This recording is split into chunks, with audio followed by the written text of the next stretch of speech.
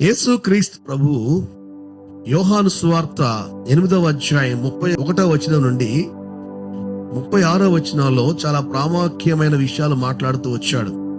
కాబట్టి యేసు తనను నమ్మిన యూదులతో, మీరు నా వాక్యమందు నిలిచిన వారైతే మీరు నాకు నిజముగా శిష్యులయ్యుండి సత్యమును గ్రహించెదరు. అసలు డిసైపుల్షిప్ అంటే శిష్యరికత్వం. శిష్యులు అంటే ఇంగ్లీష్ లో డిసైపుల్ అనే పదం నుంచి మనం తీసుకోవచ్చు.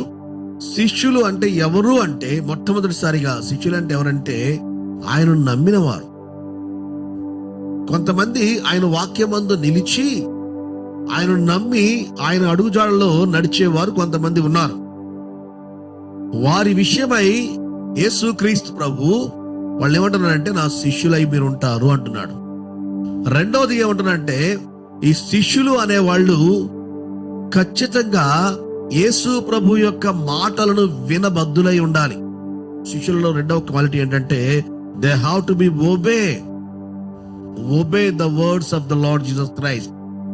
తరువాత మూడవది ప్రామాణికమైనది ఏంటంటే వాళ్ళు అనునిత్యము యేసు ప్రభువును వెంబడించే వాళ్ళుగా ఉండాలి. నాలుగవది దేవుని యొక్క వాక్యాన్ని నిత్యము ధ్యానించే వాళ్ళై ఉండాలి. ఐదవది యేసు క్రీస్తు యొక్క పరిపూర్ణమైన గుణ లక్షణాలను సంచరించుకుంటూ క్రీస్తు యొక్క సారూప్యంలోనికి వచ్చేవారుగా ఉండాలి.